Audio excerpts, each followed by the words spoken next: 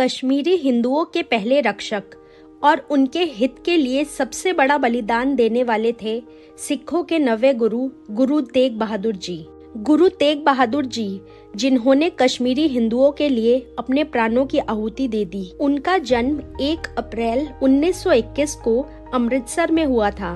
वे सिख समुदाय के 6वें गुरु, गुरु हरगोबिंद साहिब जी के 5वें पुत्र थे। सन 1664 में 8वें गुरु की मृत्यु के बाद तेग बहादुर जी को सिखों के 9वें गुरु के रूप में गुरु गद्दी सौंप दी गई। गुरु तेग बहादुर जी गुरु नानक जी के मार्ग पर चलते हुए भारत के विभिन्न स्थलों की यात्रा कर गरीब दुखियारों के कष्ट दूर करने लगे। इस कारण धीरे धीरे हजारों लोग इनसे जुड़ने लगे, सिख धर्म की शिक्षा लेने लगे। इसी दौरान दिल्ली की मुगल सत्ता शाहजहां के हाथ से निकलकर क्रूर और निर्दयी औरंगजेब के हाथ में जा चुकी थी। हिंदू धर्म पर इस्लामिक अटैक सदियों पहले से होता आ रहा है, लेकिन औरंगजेब ने जिस तरह से खून की नदियां बहाई, उसका दूसरा उदाहरण मिलना मुश्किल है। जो मुसलमान नहीं वो काफिर, और जो काफिर उसका गला काट देना सबाब है। ये था औरंगजेब का नारा। उसने हिंदू त्योहारों पे पूरा प्रतिबंध लगा दिया। ना होली खुलेआम मनाई जा सकती थी, ना दिवाली, ना रामनवमी, ना दशहरा। यहाँ तक कि उसने मंदिर तोड़ने तक का ऐलान कर दिया। हमारे भारत में ऋषियों, तपस्वियों और बुद्धिजीवों का गढ़ माना जाता था कश्मीर। औरंगजेब ने कश्मीरी हिंदुओं पर अत्याचार करने शुरू किए।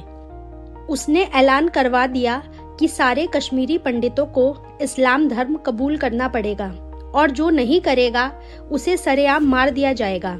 हिंदू पंडितों का कोई सहारा नहीं था।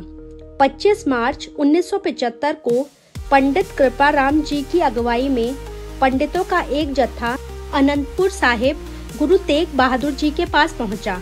हिंदुओं के साथ हो रही प्रताड़ना को सुनकर गुरु तेग बहादुर जी व्यथित हो गए। वे रोते बिलखते तेग बहादुर जी के सामने मदद की गुहार लगाने लगे।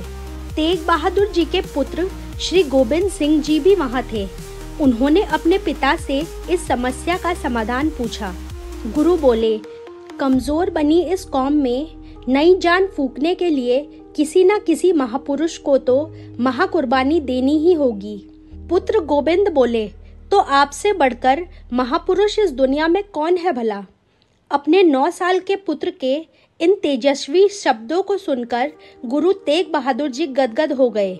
उन्होंने पंडितों से कहा, जाओ कह दो उस बादशाह से कि पहले गुरु तेग बहादुर का धर्म परिवर्तन करके दिखाओ और फिर खुशी से हम अपना धर्म परिवर्तन करेंगे। जब बादशाह ने ये संदेश सुना तो गुरु तेग बहादुर जी को दिल्ली आने का आदेश दिया। समय की नजाकत को समझते हुए गुरु तेग बहादुर जी अपने पुत्र श्री गोविंद सिंह को गुरु गद्दी सौंपकर दिल्ली के लिए निकल पड़े। उनके साथ बड़ी निर्भयता से भाई मतीदास, भाई दयाला और भाई सतीदास भी अनंतपुर से निकल पड़े। वे रास्ते में दीन दुखियों की मदद करते गए। उन्हें आगरा में बंदी बना लिया गया और दिल्ली लाया गया। औरंगजेब ने उन्हें धर्म परिवर्तन के लिए कहा और उन पर बहुत अत्याचार किए, पर वे टस से मस न हुए। जब उन पर औरंगजेब का कोई बस न चला तो उसने भाई मतीदास को गुरुजी की आंखों के सामने आरी से काट कर मार डाला। भाई दयाला को भी उबलते पानी में डाला और उन्होंने हंसते हंसते शहादत को कबूल किया। और फिर भाई सतीदास को रुई लपेटकर उसमें आग लगा दी। फिर भी गुरुजी टस से मस ना हुए। फिर औरंगजेब ने गुरुजी का सर धड़ से अलग करने का फरमान जारी किया। 24 नवंबर 1675 बृहस्पतिवार के दिन दिल्ली के चांदनी चौक में सुबह के वक्त गुरु तेग बहादुर जी के शीश को धड़ से अलग करवा दिया गया। सिखों के 9वें गुरु तेग बहादुर जी हिंदुओं की रक्षा के लिए शहादत को कबूल कर गए। चौक में पड़े उनके शीश को भाई जयता बड़ी ही हिम्मत से एक कपड़े में लपेटकर आनंदपुर साहिब लेकर आए और दिल्ली के एक व्यापारी लक्की साहब बंजारा, जो गुरुजी के भक्त थे, गुरुजी के धड़ को अपने गांव रकबगंज ले गए और अपने घर में गुरुजी के धड़ को रखकर पूरे घर में आग लगा दी और इस तरह गुरु तेग बहादुर जी का अंतिम संस्कार कर दिया गया।